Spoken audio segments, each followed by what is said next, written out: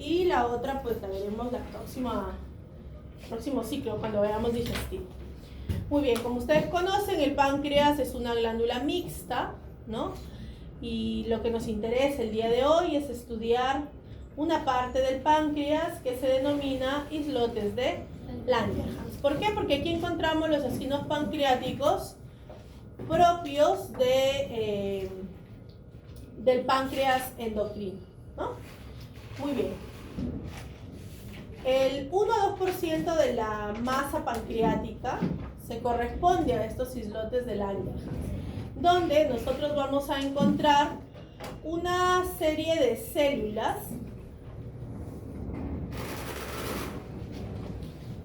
que van a encargarse de secretar diversas... Perdón, chicos, acá hay una grabación de un puntero que me interrumpe, me distrae.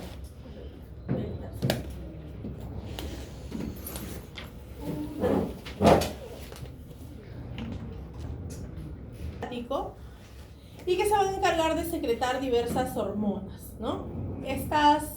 Estos islotes van a estar delimitados por una fina membrana, vamos a decirlo así, o una fina agrupación de fibroblastos que están alrededor, por eso se considera que se encuentran encapsulados. Van a estar inervados por el sistema nervioso autónomo. Sin embargo, hay que mencionar aquí que no es que haga una sinapsis directa en las células endocrinas, pero como estas células se agrupan alrededor de capilares sanguíneos, entonces al parecer los neurotransmisores son secretados hacia estos capilares y de tal forma llegan a todos los acinos pancreáticos. Por lo tanto, pues son altamente vascularizados y estos capilares además son capilares fenestrados. ¿Por qué? Porque las células de los islotes de Langerhans secretan hormonas de tipo peptídicas y por lo tanto son moléculas grandes, ¿no? Al ser moléculas grandes necesitan que los capilares tengan fenestras o espacios grandes para que estos puedan atravesarlo y poder llegar hacia la circulación. Muy bien, dentro de las células que encontramos en los islotes de Langerhans tenemos a las células alfa, que corresponden al 20 a 25% de todas las células de los islotes, a las células beta, que son la gran mayoría de células, del 60 a 70%, a las células delta de 5 a 10%. Pero además tenemos otras células en muchísimo menor cantidad, ¿no? Como a las células que secretan el polipeptido pancreático, o células F, o células gamma, y a las células épsilon, ¿no? Son en realidad acúmulos celulares muy chiquitos.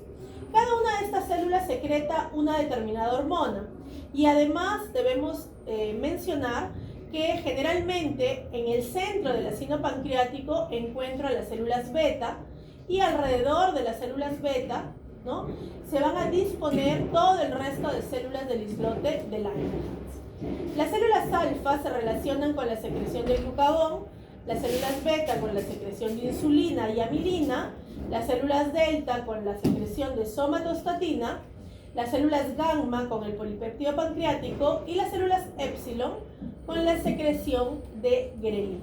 Buenos días, ¿puedo pasar? Si deseas pasar, pase. Las células beta, que vienen a secretar insulina, además de ser el centro del acino pancreático, tiene relación con todas las demás células presentes en el acino.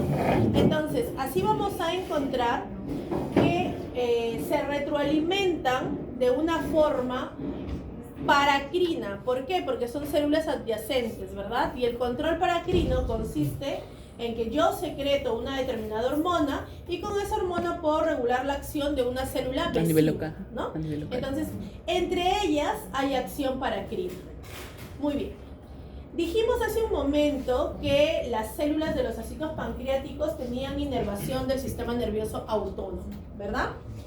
Pero que no era una inervación directa. Sin embargo, nosotros sabemos que el páncreas como órgano pues tiene que recibir inervación, ¿cierto? Y si recordamos y si vemos aquí al sistema nervioso parasimpático, se darán cuenta que al páncreas llegan fibras del nervio vago, ¿ok? Y del nervio vago, exactamente del núcleo motor dorsal del vago. ¿Por qué? Porque este es nuestro núcleo secreto motor, ¿verdad? Entonces, estas son las fibras que van a llegar. Y respecto al sistema nervioso simpático, también llegan fibras que nacen del ganglio ciliar. Muy bien, entonces, en los acinos pancreáticos, que vienen a ser sobre todo el páncreas exocrino, la respuesta adrenérgica es la inhibición de la secreción, la disminución de la secreción. Y la respuesta colinérgica, ¿no? O sea, al tono vagal, es el incremento de la secreción. En cambio, en cuanto a los islotes de Langerhans, que vendría a ser el páncreas endocrino, la respuesta adrenérgica está referida a la inhibición de la secreción. Y cuando esta respuesta no está presente, entonces, ante la ausencia, la secreción se incrementa. ¿Okay? Muy bien. Ojo, el páncreas no solamente tiene una regulación nerviosa, sino que también tiene una regulación hormonal de otras hormonas. O sea, no necesariamente paracrina, como vimos hace un momento. Esa es una forma, se regulan entre ellas.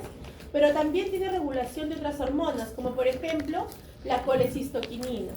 La colecistoquinina es una hormona secretada por las células I del duodeno, que se libera cuando nosotros ingerimos una comida muy rica en grasas y en proteínas. Cuando estos productos de la digestión de este tipo de alimentos se encuentran o llegan a nivel del duodeno, entonces ese va a ser el estímulo para que las células I secreten colecistoquinina. La colecistoquinina actúa de dos formas, a nivel paracrino y a nivel endocrino. Y se va a ir o va a ejercer su acción, dentro de otras, se va a ir hacia las células acinares del páncreas y hacia las terminales aferentes vagales. Entonces, la colecistoquinina termina teniendo varias funciones, como por ejemplo, bueno, inhibir el vaciado gástrico o la contracción de la vesícula biliar, que es una de las más importantes, pero además esta que nos interesa hoy, que es estimular la secreción pancreática, en mayor proporción del páncreas exocrino que del páncreas endocrino, pero también tiene acción. Otra hormona que se secreta cuando hay presencia de ácidos grasos en el nivel intestinal es el péptido glucoinsulinotropo, que va a actuar sobre las células beta del páncreas, estimulando la secreción de insulina. Muy bien, entonces hablemos ahora de la insulina. Como les mencioné hace un momento, todas las hormonas pancreáticas tienen naturaleza peptídica. Están formadas por una cadena de aminoácidos.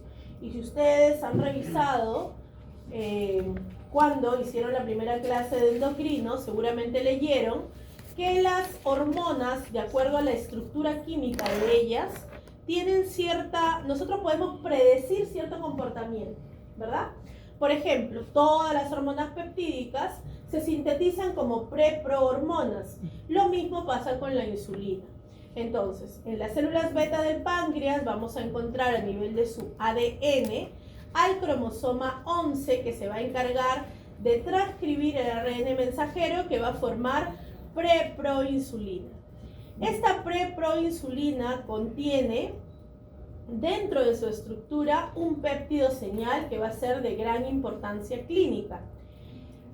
Esta preproinsulina posteriormente en el retículo endoplásmico se va a escindir y va a formar una proinsulina.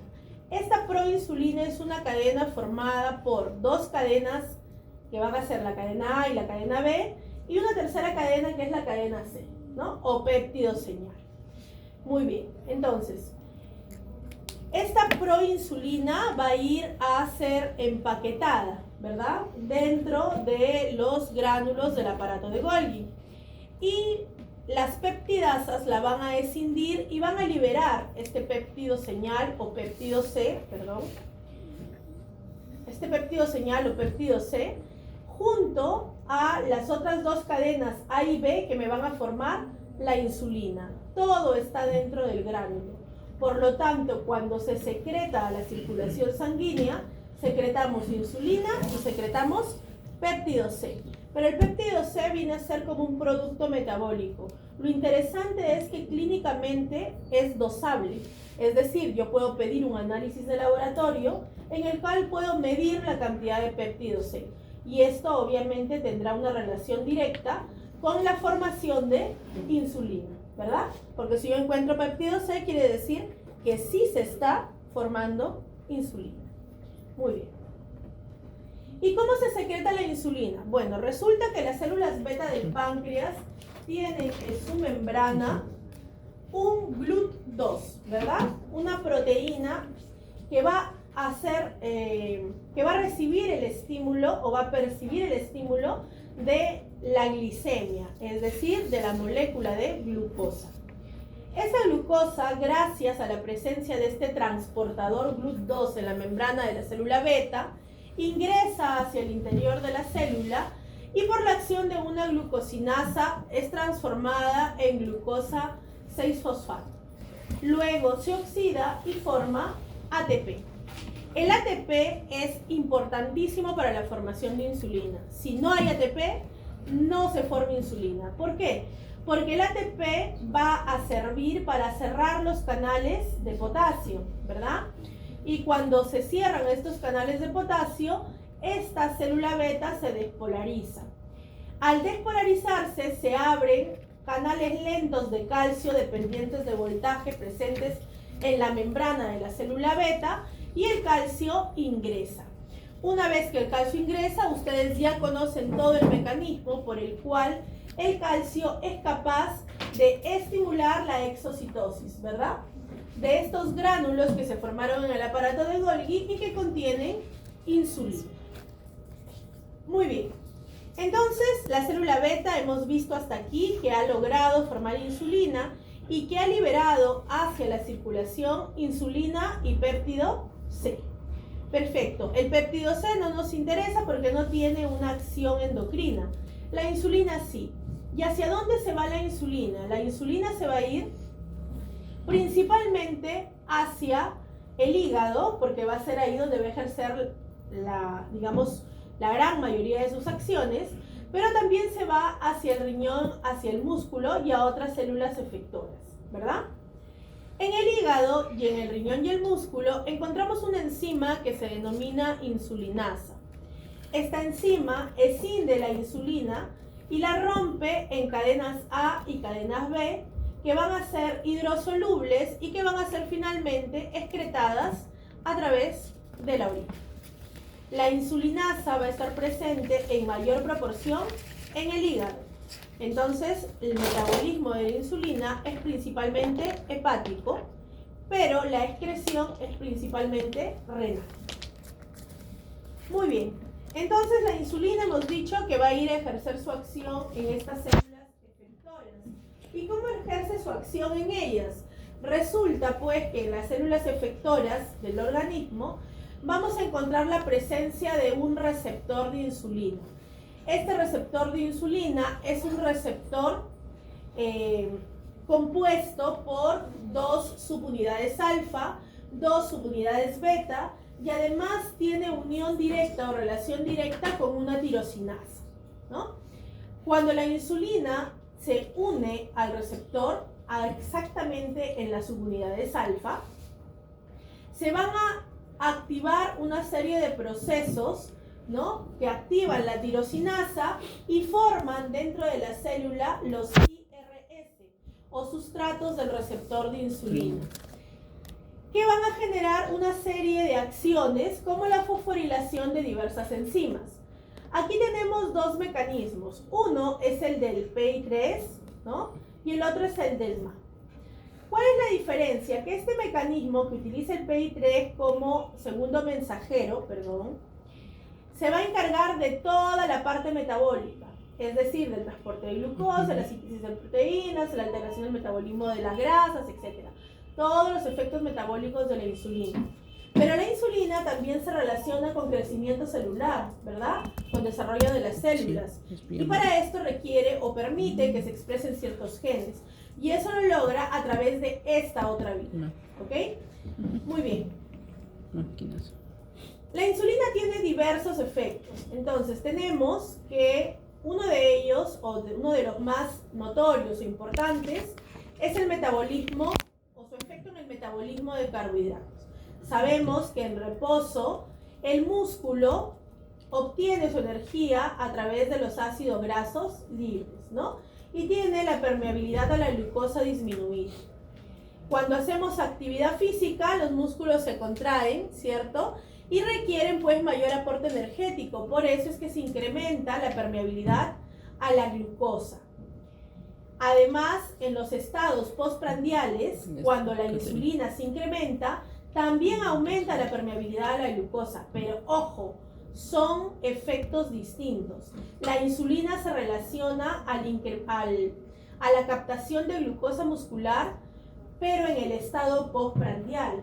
Cuando nosotros hacemos ejercicio, la captación de glucosa muscular es independiente de la insulina, pero usa la misma proteína transportadora, que es la proteína, ¿qué número? La GLUT4, ¿no? Entonces, en reposo la GLUT4 está permitiendo el ingreso de glucosa al músculo. En actividad física, en actividad física, la GLUT4 permite el ingreso de glucosa al músculo independientemente de la acción de la insulina, ¿ok?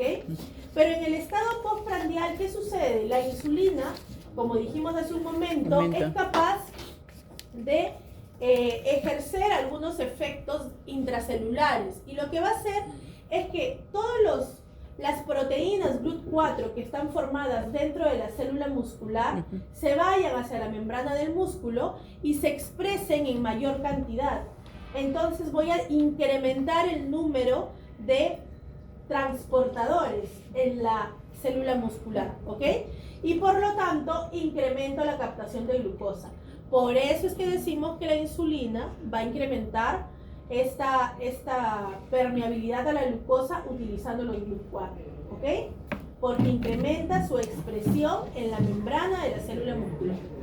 Muy bien. Si el músculo no se ejercitara después de una comida, pues la glucosa en exceso, ustedes saben que se va a transformar en glucógeno, ¿verdad? Muy bien. Otro de los efectos que tenemos con la insulina y que me olvidaba mencionar hace un momento es que si bien respecto al GLUT4 incrementa su expresión, respecto a su propio receptor lo inhibe, ¿ya? O sea, nosotros tenemos que pueden haber regulaciones a la alza y a la baja de los receptores, ¿cierto? Entonces, la insulina ejerce una acción de regulación a la baja sobre su propio receptor, ¿ya? Muy bien. ¿Qué más va a pasar? Entonces decíamos que cuando una persona come, ¿verdad? Se incrementa la glicemia y por lo tanto ese va a ser el estímulo para el incremento de la insulina.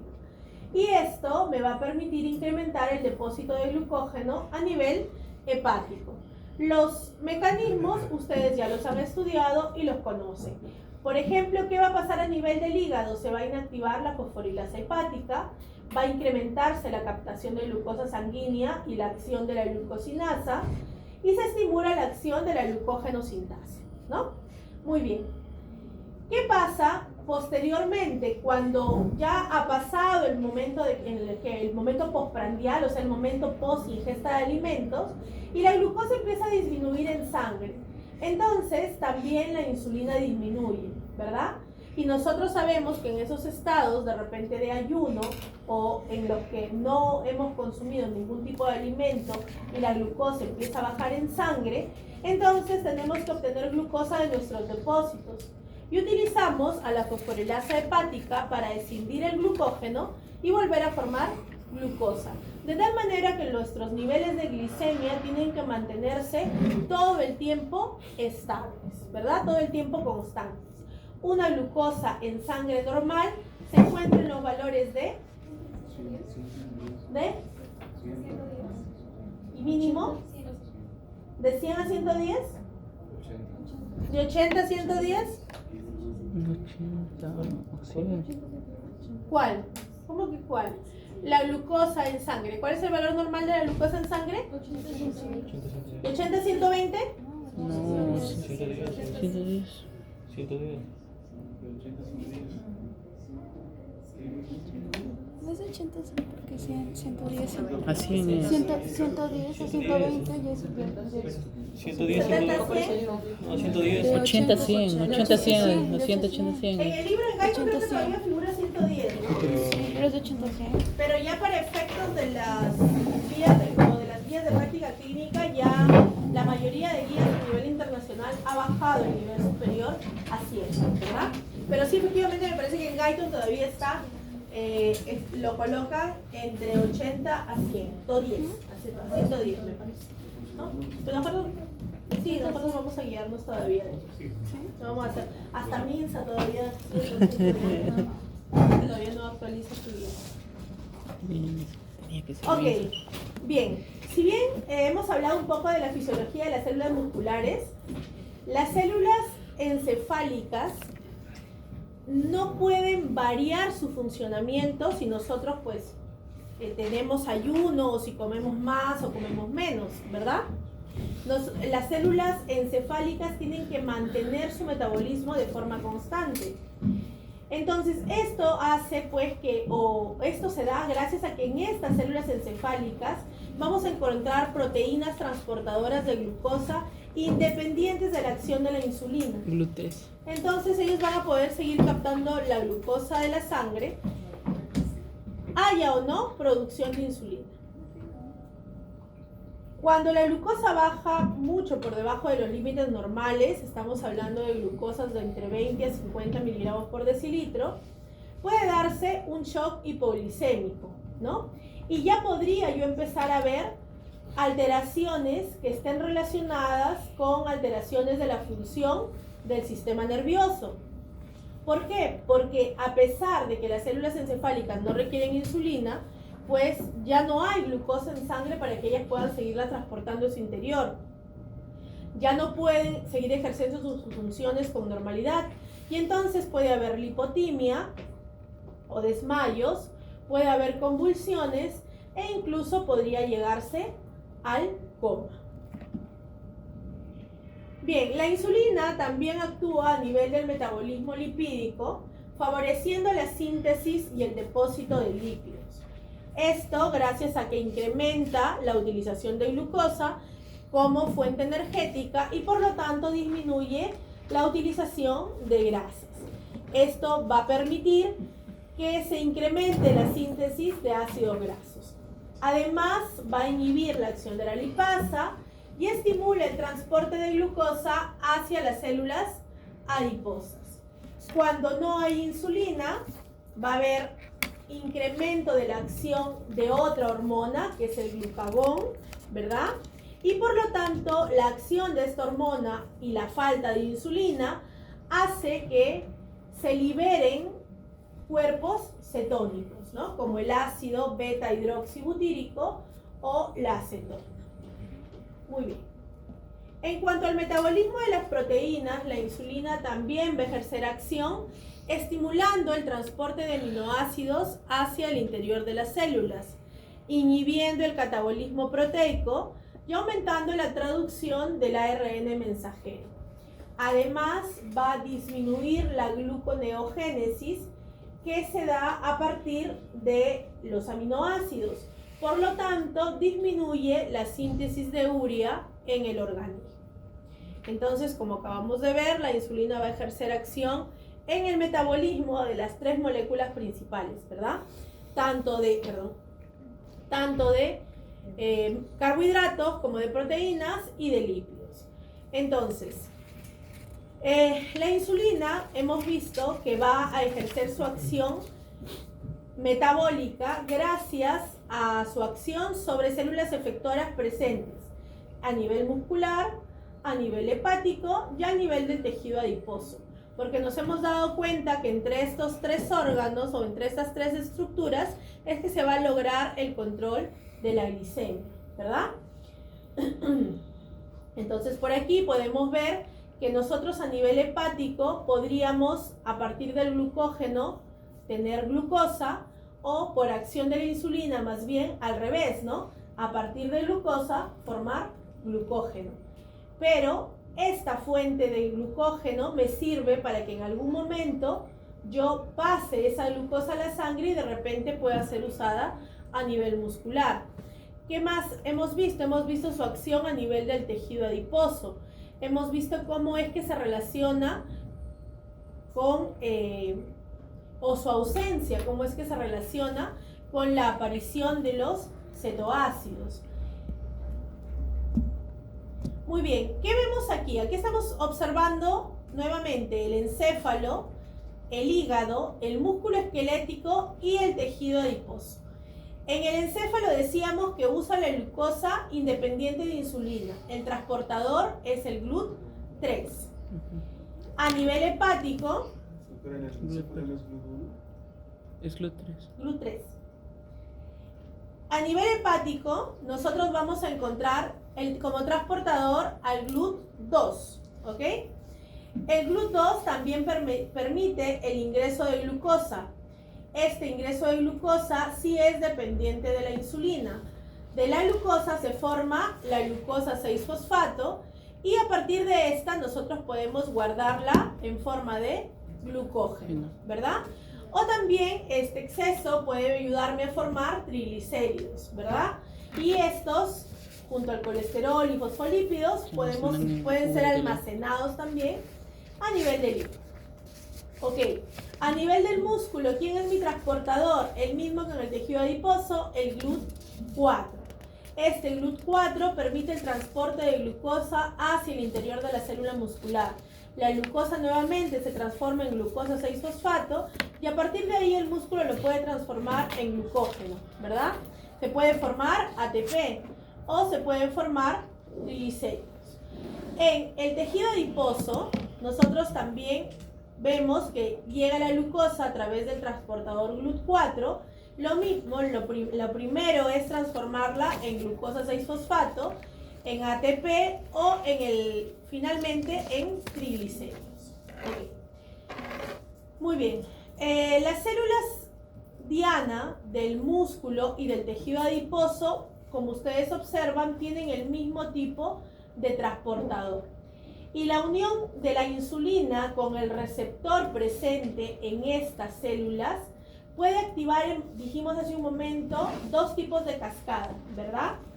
Una de ellas, que es la más importante a este nivel, es la del trifosfato de inositol, porque dijimos que esa vía va a ser la responsable de los efectos metabólicos, ¿verdad?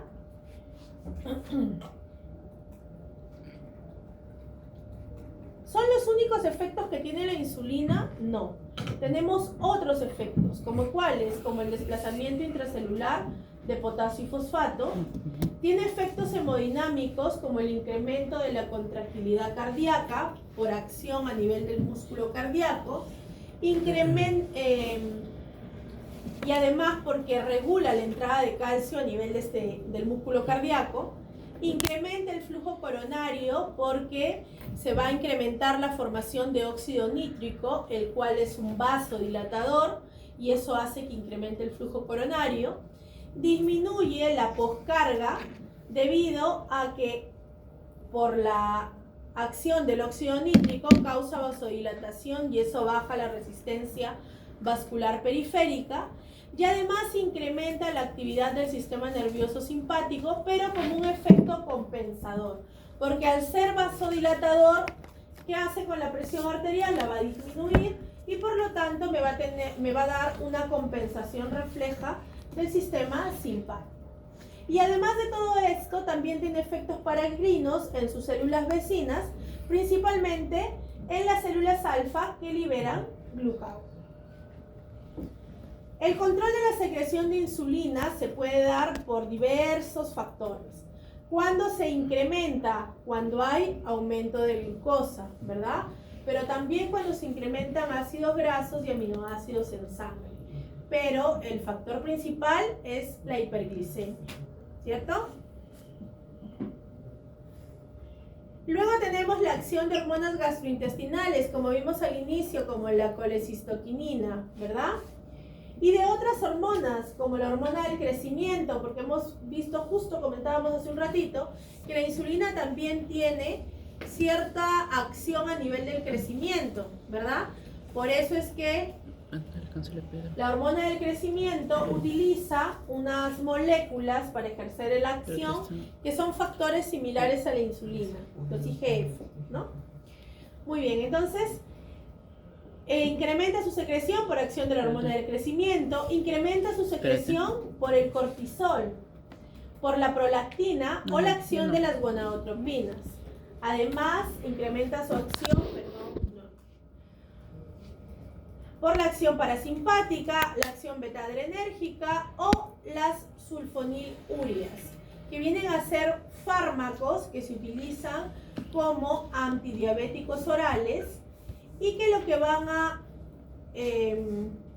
permitir es incrementar la secreción de insulina. Muy bien. ¿Y cuándo disminuye su secreción? Cuando hay hipoglicemia, ¿verdad? Cuando hay ayuno, también se inhibe por la acción de la somatostatina, por actividad alfa-adrenérgica con prevalencia del tono simpático, por acción de las catecolaminas como fármacos. El cortisol también podría bajar, miren este efecto doble que puede tener el cortisol, la secreción de insulina, y también por la acción de la leptina, ¿no? Que es otra manera. ¿Qué es la leptina? La sociedad. Péptido secretado por el tejido adiposo. ¿Ya? Que se encarga de... La sociedad. Sociedad. Ok, muy bien. ¿Querías preguntar algo, Fabricio? Las catecolaminas. La adrenalina es una catecolamina. Muy bien. El glucagón es otra hormona que se forma en el páncreas en las células alfa, ¿verdad? Y se considera una hormona contrarreguladora de la acción de la insulina. Es una hormona peptídica, por lo tanto se forma como pre-pro-glucagón, pre-pro-hormona. Y voy a tener que, así como teníamos algunos productos de la formación de la insulina, también se van a formar algunos productos de la formación del glucagón, que son el GLP-1 y el GLP-2. Muy bien. El glucagón pasa hacia la circulación y va a circular de forma libre, pero pasa principalmente hacia la circulación portal. Entonces va a irse hacia el hígado, ¿verdad? Pero resulta que casi todas sus acciones van a darse a nivel hepático. Por lo tanto, el porcentaje de esta hormona que pasa después a la circulación sistémica para ejercer su acción sobre células efectoras es muy poca. La mayor parte se quedó en la circulación portal y se fue al hígado a ejercer todas sus acciones. Como es de metabolismo hepático, su metabolismo principal, su excreción también en él va a ser excreción hepática, es decir, a través de las sales biliares. Muy bien, ¿cómo ejerce su acción? Pues también tiene un receptor, ¿no? Siempre las hormonas tienen que tener un receptor. El receptor en las células efectoras del glucagón va a ser un receptor unido o que activa una proteína G, que va a tener o va a utilizar la vía de la adenilciclasa. Y la vía de la adenilciclasa, si ustedes han revisado, siempre forma AMP cíclico, ¿cierto? Y por acción del AMP cíclico se va a formar una fosfoquinasa que va a actuar a nivel del núcleo de la célula efectora para que el glucagón ejerza su acción metabólica. Muy bien, ¿cuáles van a ser los efectos del glucagón? Pues incrementa la glucogenólisis hepática, incrementa la gluconeogénesis, incrementa la lipólisis. Entonces, tenemos casi acciones contrarias a la insulina, ¿no? Y además, en ayuno prolongado, favorece la formación de cetoácidos. Nuevamente vemos aquí este gráfico, pero aquí ya no va a haber acción de la insulina, aquí más bien estamos viendo acción del glucagón. ¿Y qué pasa entonces con la glucosa? La glucosa, pues en el encéfalo sigue igualito, ¿no? Porque hemos dicho que es independiente de la acción de esas hormonas. Entonces el GLUT3 sigue trabajando. Ya. A nivel hepático, ¿qué va a pasar? A nivel hepático Está bien. ya no ingresa glucosa, sino más bien sale, ¿verdad?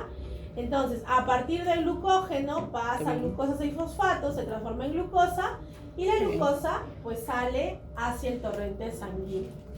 Además, a partir de los aminoácidos podemos formar a nivel hepático cuerpos cetónicos. ¿Qué va a pasar a nivel del músculo esquelético? A nivel del músculo esquelético ya no vamos a ver el incremento de glucosa relacionado a la acción de la insulina, sino más bien vamos a ver que se va a nivel de las proteínas, estas se van a escindir para formar aminoácidos.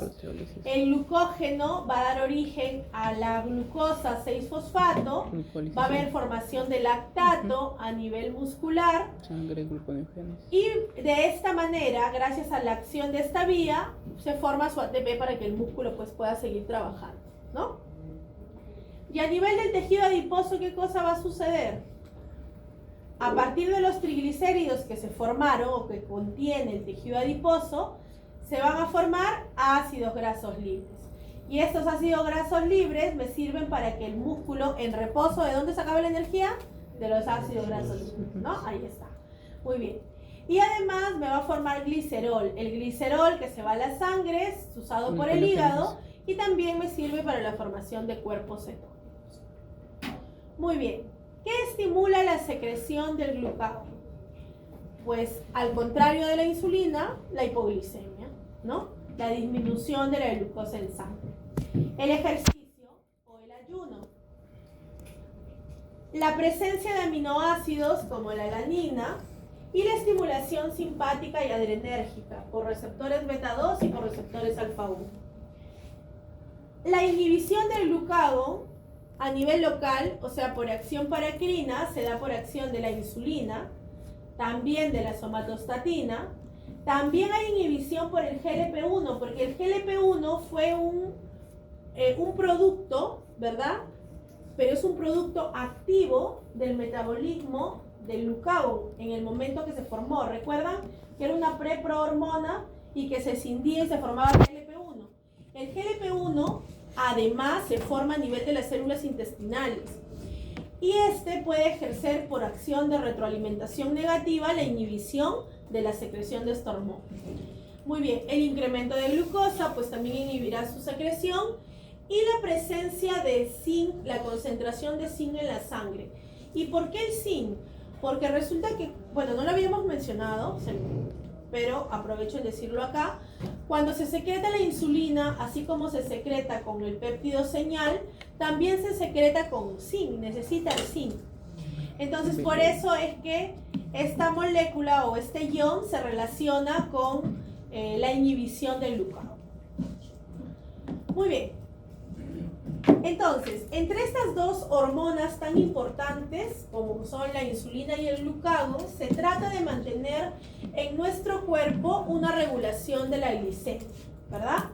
En estados postprandiales, es decir, después de comer, nosotros tenemos un incremento de la glicemia que estimula la secreción de insulina y inhibe la secreción de glucagón, ¿no? ¿Y cuál va a ser el resultado? Que se almacene glucosa, proteínas y lípidos, ¿verdad? Que es lo que va a hacer la insulina. Pero en situaciones de ayuno o cuando hacemos ejercicio, disminuye la glucosa por el uso de la glucosa y esta caída de la glicemia estimula la secreción de glucagón e inhibe la secreción de insulina.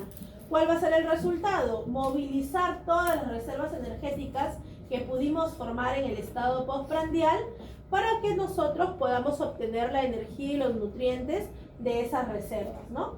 Y entonces empezamos a escindir esas moléculas de reserva para obtener glucosa, para obtener ATP, para obtener ácidos grasos. Muy bien, entonces aquí vemos cómo se da este control de la glicemia entre la acción de la insulina secretada por las células beta y la acción del glucagón. Entonces, las células beta secretan insulina y hemos visto que esta insulina incrementa la captación y utilización de la glucosa, tanto en el músculo como en el tejido adiposo. ¿Cómo lo aumenta? Dijimos, gracias al incremento de la expresión de proteínas transportadoras GLUT4 en la membrana de estas células. Reduce la producción hepática de glucosa, porque más bien va a incrementar la formación de glucógeno, ¿verdad? Inhibe la cetogénesis hepática y va a reducir la liberación de ácidos grasos libres. Por lo tanto, la insulina me permite disminuir las concentraciones de glucosa en sangre. Por otro lado, tengo las células alfa que van a secretar glucagón y este va a incrementar la producción de glucosa hepática y a partir del glucógeno va a haber glucogenólisis, ¿verdad? O puede haber gluconeogénesis, es decir, formación de glucosa a partir de otros productos, ¿cierto? Se reduce la conversión hepática de glucosa a glucógeno porque más bien estoy rompiendo el glucógeno para poder obtener glucosa. Se reduce la captación de glucosa por el tejido adiposo y el tejido muscular. ¿Por qué? Porque como no hay insulina, la cantidad de proteínas transportadoras GLUT4 en la membrana disminuye. Se incrementa la cetogénesis hepática, se incrementa la liberación de sustratos para la gluconeogénesis a nivel del músculo y a nivel adiposo. A nivel del músculo, porque va a haber catabolismo de proteínas, libero aminoácidos para que se forme glucosa en el hígado. A nivel del tejido adiposo, rompo triglicéridos y mando ácidos grasos para que se forme glucosa, ¿no? Por gluconeogénesis. Muy bien. Pero ¿qué más hemos visto? Hemos visto por ahí que también existe acción de las catecolaminas.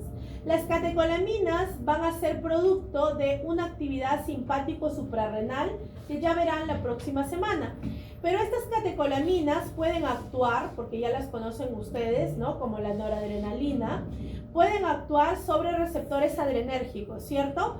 Cuando actúe sobre receptores alfa-adrenérgicos, alfa-2 adrenérgicos, inhibe la secreción de insulina a nivel de las células beta.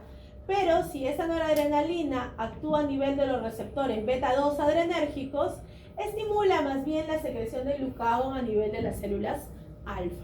¿Ok? Entonces también vemos por ahí que para el control de la glicemia también se relaciona con la acción de las catecolaminas, con la acción simpática. Ok, hemos visto por aquí entre los diversos esquemas una serie de transportadores, ¿verdad? De glucosa, ¿cierto? Tengo dos tipos de transportadores, las proteínas transportadoras que solo transportan glucosa, que son GLUT1, 2, 3 y 4 y 5, ¿verdad? Y las proteínas que transportan más bien glucosa unida al sodio, ¿cierto? Que van a ser las SGLT, que pueden ser SGLT1 y SGLT2. Los transportadores de tipo GLUT tienen o utilizan transporte como difusión facilitada. Eso quiere decir que requieren o no requieren energía. Tic tac, tic tac, tic tac. Transporte de membrana. No requieren energía, difusión facilitada, transporte pasivo. En cambio, los transportadores SGLT1, SGLT2 sí requieren energía en forma de ATP porque van a transportar la glucosa en contra de su gradiente de concentración y son transporte activo. Por eso existen fármacos que van a actuar sobre este tipo de transportadores que van en contra de la gradiente de concentración para que puedan meter glucosa en las células, ¿no? Muy bien. Además, miren ustedes, estos transportadores, estos últimos, SGLT, van a estar presentes a nivel del riñón. Principalmente, SGLT2, importantísimo. ¿Por qué? Porque va a estar presente a nivel del túbulo proximal. Entonces, ¿de qué se va a encargar? De que la glucosa que pueda haber pasado en la nefrona, el filtrado glomerular, agarra y lo reabsorbe y lo regresa todito al torrente sanguíneo. Entonces, hay fármacos, les decía, que se van a encargar de simular esta acción del SGLT2. Y entonces, ¿qué cosa van a hacer? O inhibir, perdón, esta acción del SGLT2. Y como inhiben la acción del SGLT2, ¿qué va a pasar con la glucosa? Ya no se reabsorbe a nivel proximal, ¿verdad? Entonces, ¿qué pasará con la glucosa? Se excreta en mayor cantidad por la orina. Y de esa manera permitimos que la glucosa baje en sangre. Entonces podemos utilizar estos fármacos para el control de la diabetes, incrementando la excreción renal de la glucosa, gracias a la inhibición de este tipo de transportador. Muy bien. La localización de los transportadores, ahí están. El GLUT1 sí puede estar, por ahí creo que me mencionaron, doctor, en el GLUT1 también es el cerebro, sí, pero la GLUT3 está presente en todas las neuronas, ¿ok? Incluidas las encefálicas. El GLUT1 también es de los eritrocitos. El GLUT2 hemos visto que está en el hígado, que está en el páncreas también. El GLUT3 en todas las neuronas y tiene altísima afinidad, por eso este es de mayor importancia. Y el GLUT4, que es el dependiente de insulina, que va a estar presente en el músculo y en los adipocitos, como ya hemos visto hace un momento. Muy bien. Otra hormona que mencionamos al inicio, que se secreta en las células beta pancreáticas, es la amilina, ¿verdad? Esta amilina va a tener una acción reguladora sobre el glucagón, suprimiendo su secreción. Entonces, sus células diana van a ser las células alfa de los islotes pancreáticos. Pero también actúa a nivel hipotalámico, interesante. ¿Por qué? Porque va a estimular el centro de la saciedad a nivel hipotalámico. Entonces, ¿qué cosa pasará con ese paciente o con esta persona por acción de la amilina si se suprime el glucagón y se estimula el centro de la saciedad? ¿A qué ayudamos? ¿Aquí hay hipoglicemia o hiperglicemia? Hiperglicemia.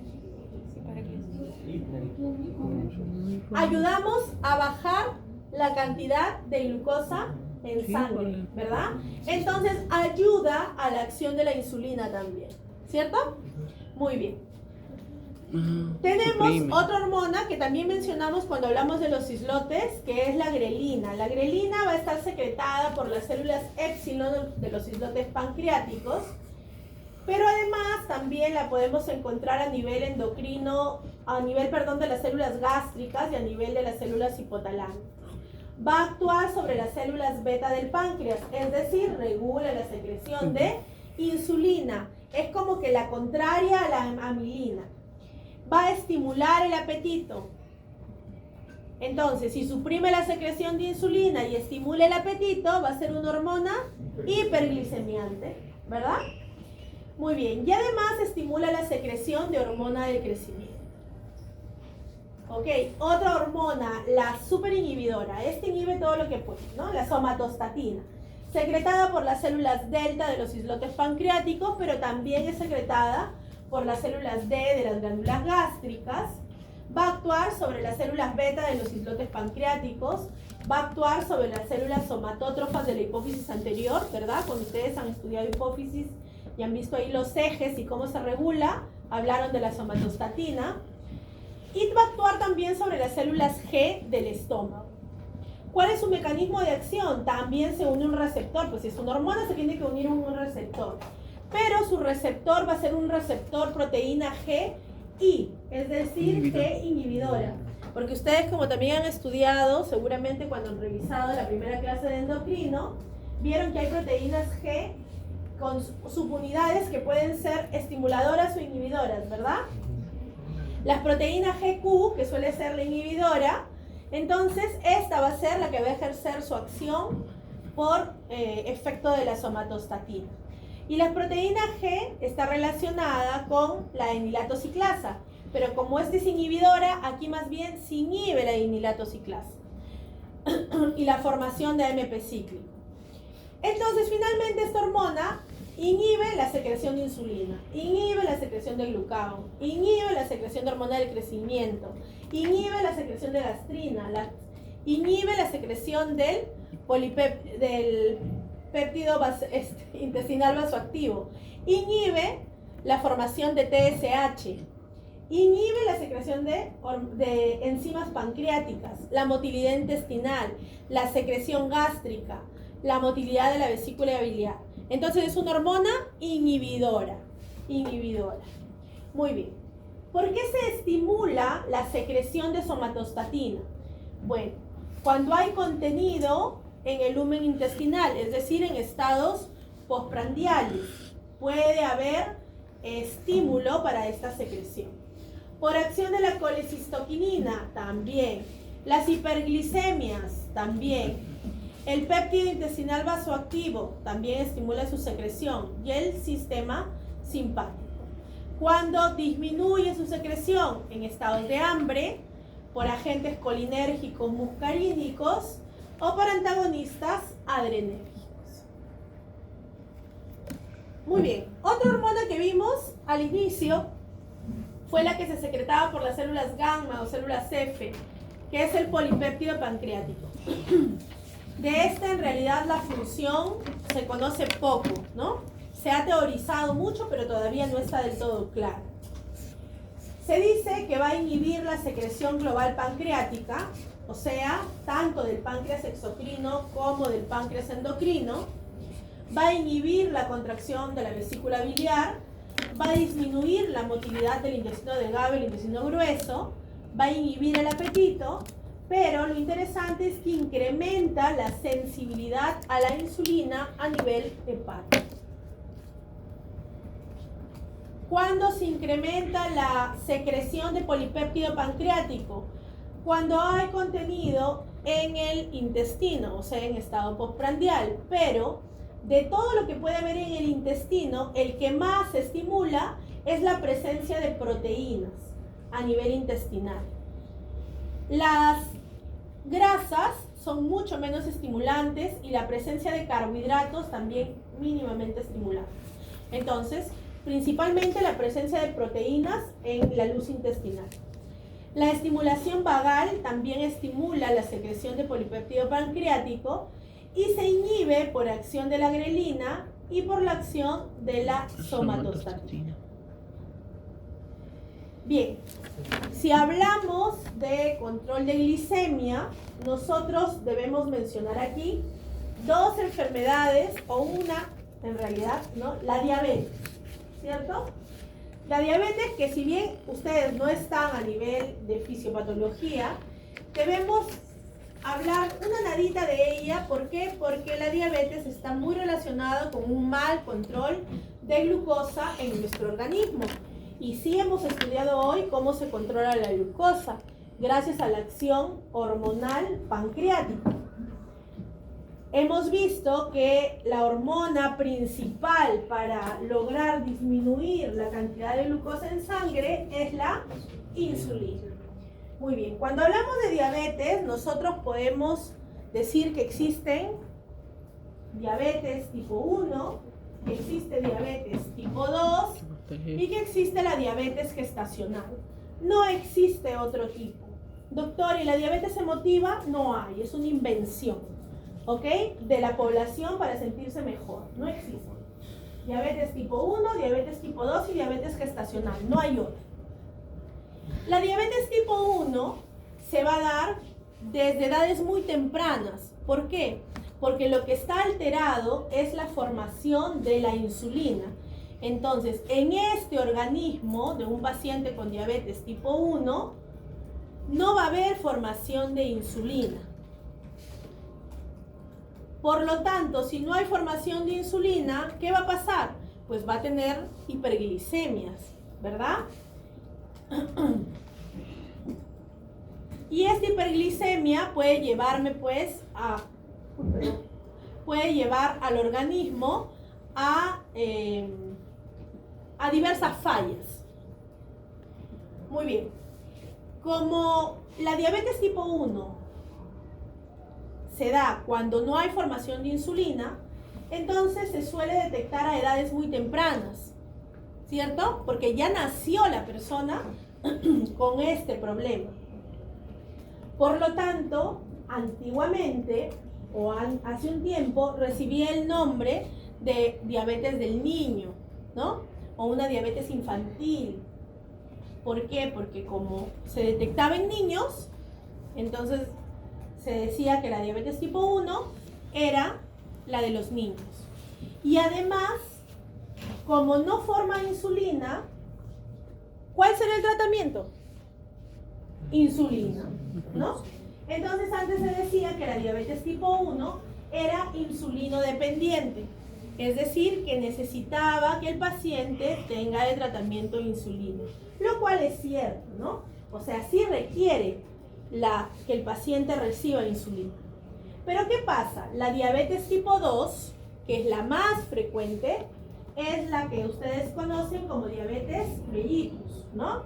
Esta diabetes mellitus se decía antes que era del adulto, ahora ya no, puede estar en adulto, puede estar en niños.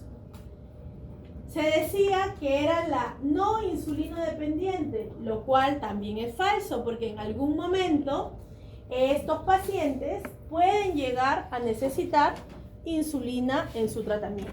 Entonces actualmente solamente se denominan diabetes tipo 1 y diabetes tipo 2. Y la diabetes tipo 2 es la diabetes mellitus, ¿no? Ya no usamos del niño del adulto, ya no usamos insulino dependiente, no insulino dependiente. Eso ha quedado en desuso. Muy bien. Esta diabetes tipo 2 se puede dar por diversas causas. Uno es que no se forme adecuadamente o en cantidades adecuadas la insulina. Otro es que haya fallas en el receptor de insulina, ¿no? También. Y esta falla en el receptor de insulina ocasiona un defecto en la señalización del receptor con la expresión de los GLUT4 a nivel de, digamos, de las células diana, ¿no? Ok, ¿qué cosa o qué factores se relacionan con esta diabetes tipo 2? Puede ser la obesidad y el sobrepeso, el exceso de glucocorticoides, como en el síndrome de Cushing, el exceso de hormona del crecimiento. Ustedes vieron que la hormona del crecimiento también era hiperglicemiante, ¿no? El embarazo o la diabetes gestacional, que vendría a ser un tipo de diabetes tipo 2, la poliquistosis ovárica, que me ocasiona un estado de resistencia a la insulina y que por lo tanto puede permitir que se desarrolle esta diabetes tipo 2, autoanticuerpos que destruyan el receptor de la insulina, mutaciones del receptor de la insulina, mutaciones del receptor activador, ¿no? Que se encarga de que va a permitir este defecto en la señalización al GLUT4, hemocromatosis, que va a producir la acumulación de hierro en los tejidos y por lo tanto también vamos a tener alteraciones en la expresión de las proteínas transportadoras a nivel de membrana. Entonces todas estas pueden ser diabetes o pueden ser factores causales de diabetes tipo 2 relacionado con una acción de resistencia a la insulina. Es decir, mi páncreas está formando insulina, pero las células efectoras pues no le están captando de forma adecuada, ¿ok? Este viene a ser un algoritmo que está presente aún en la guía de práctica clínica del Ministerio de Salud, en el cual nosotros podemos seguir paso a paso cómo es que diagnosticamos diabetes, ¿no? Frente a una persona que presenta síntomas clínicos de diabetes, que seguramente ustedes ya conocen, ¿cuáles son los síntomas clínicos? Seguramente escucharon por ahí. Polidipsia, poliuria, polifagia y pérdida de peso, ¿no? Las P's de la diabetes. Muy bien, polidipsia, que significa que el paciente tiene mucha sed. Y tiene mucha sed porque se está deshidratando. ¿Por qué? Porque hay poliuria, ¿verdad? Hay gran cantidad de volumen de orina. ¿Y por qué hay gran cantidad de volumen de orina? Porque se va el agua, como hay glucosa en la orina, a la agua, entonces tengo grandes volúmenes de orina. Mi paciente tiene mucha sed. Polidipsia, poliuria. Polifagia, ¿por qué? Porque la glucosa no se puede meter a las células musculares, no se puede meter a las células del organismo. Por lo tanto, las células están de hambre, ¿cierto? A pesar de que tú tienes glucosa y tu glucosa está en sangre, pues no puede ingresar a la célula. Por lo tanto, tus células todavía están emitiendo esa señal de falta de alimento y el paciente tiene hambre, polifagia. Pero pierde peso, ¿verdad? Muy bien, entonces, en esas personas que presentan estas P's de la diabetes, generalmente les van a pedir una glucosa en sangre, ¿cierto? Les piden una glucosa en sangre, no me voy a detener en el diagnóstico exacto, pero sí vamos a mencionar que si la glucosa es de 200 a más, es diagnóstico de diabetes mellitus. Entonces, si me salió 201, es diabetes. Si salió 200, es diabetes. ¿Ok? Entonces, de 200 a más no hay duda. No es que ayer comí caramelos, me fui a una fiesta infantil. No, es diabetes. Pero ¿qué pasa si no sale de 200 a más? Entonces, si no sale de 200 a más, ya los pacientes empiezan a decir, bueno, de repente no soy diabético, pues vamos a ver otra causa. Okay. Opciones. Decíamos que todavía estábamos usando el límite superior de 110, ¿no? Muy bien. Si tiene menos de 110, sería normal, ¿cierto? Si yo le hago la glucosa y tiene menos de 110, sería normal. Ojo, glucosa en ayunas. Muy bien. Si le salió de 110 a 125, entonces vamos a usar otra prueba, que se llama prueba de tolerancia a la glucosa. Si le salió 126 o más, pero menos de 200, ¿no? Entonces podemos repetir una glucosa en ayunas dentro de las 72 horas, puede ser una opción. Yo la repito y si me vuelve a salir de 126 a más, entonces es diabetes. El detalle está aquí, en estos pacientes que les salen entre 110 y 125 y tienen la esperanza de que no sea diabetes, ¿no? Entonces les hacemos una prueba de tolerancia a la glucosa. En la prueba de tolerancia a la glucosa, lo que se va a hacer es darle una carga de glucosa. 75 gramos de glucosa anhidra se diluyen en una botellita con agua y se le da al paciente, o sea, se le da azúcar purita, ¿ok? Y vamos a ver pues cómo responde su organismo a este golpe de glucosa que le estamos dando. ¿Qué cosa es lo que debería pasar normalmente? Si me tomo 75 gramos de glucosa, voy a tener un momento de hiperglicemia, ¿cierto? Es normal. A todos se nos va a levantar la glucosa en un primer momento. ¿Pero qué va a hacer mi cuerpo? Va a empezar a actuar esos mecanismos de control de glicemia. ¿Qué hormona se va a liberar? Insulina. La insulina empieza a ejercer todas sus acciones y la glucosa debería empezar a disminuir. Entonces, a las 2 horas le tomamos una nueva glucosa y esa glucosa ya debería estar normal, ¿cierto? Entonces, ¿qué va a pasar? Después de esas 2 horas, una opción es que yo tenga menos de 140 de glucosa. Eso se denomina una hiperglicemia aislada, o sea, no es diabetes, ¿no? ¿Qué pasa si después de las 2 horas yo tengo valores de glucosa de 140 a 199? Entonces, aquí estamos en lo que se denomina intolerancia a la glucosa, resistencia a la insulina o prediabetes, aquí. Pero ¿qué pasa si a las 2 horas todavía le tomo la glucosa al paciente y tiene de 200 a más? Entonces ya es diagnóstico de diabetes mellitus, ¿ok? Esta prueba de tolerancia solo la usamos en estos pacientes que tienen glucosas en ayunas de 110 a 125.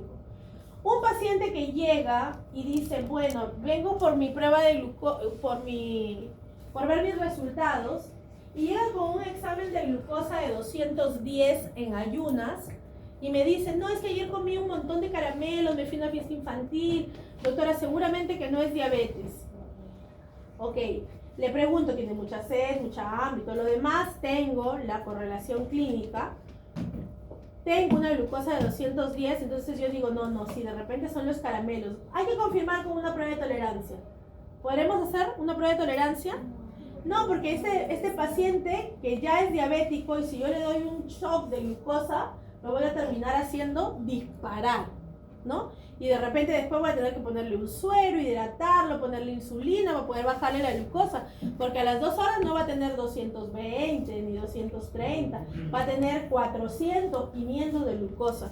Entonces, si la glucosa en ayuno es de 200 a más, yo no voy a usar prueba de tolerancia, ¿ok? Entonces, evitemos eso, porque a veces se dan esas iatrogenias. Si es de 200 a más, no hay duda. Ya si tuvieras por ahí alguna duda, repítele una glucosa en ayunas, pero no se puede hacer prueba de tolerancia, ¿ok?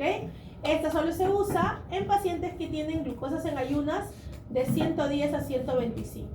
De 126 a más, ¿qué hacíamos? Solamente repetimos la glucosa dentro de 72 horas. Si vuelve a salir de 126 a más, entonces es diabetes. Y si sale menos de 126, doctora, ya, entonces puedo confirmar con una prueba de tolerancia, ¿ok?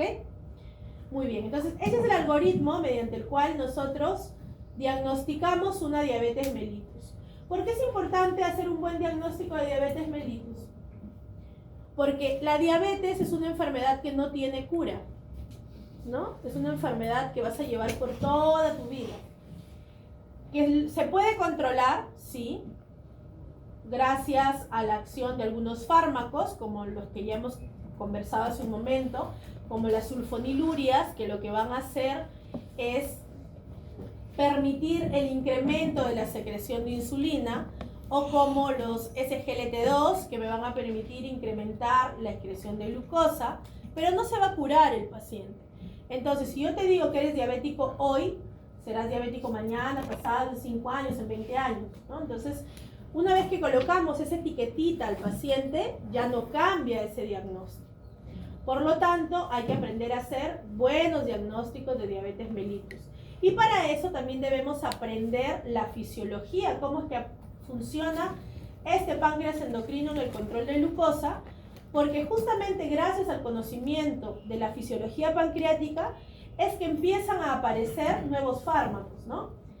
Se inició con la insulina, sí. Luego tenemos las sulfonilurias, que son, digamos, uno de los fármacos más utilizados para tratar de incrementar la secreción de insulina. Pero ¿qué pasa si el páncreas ya no está secretando bien insulina? ¿Ya qué más voy a incrementar? Luego aparecieron los SGLT2, que son nuevos, son fármacos relativamente modernos. Gracias justamente al conocimiento de la fisiología que también podemos ir implementando o innovando en medicina. Ok, ¿preguntas?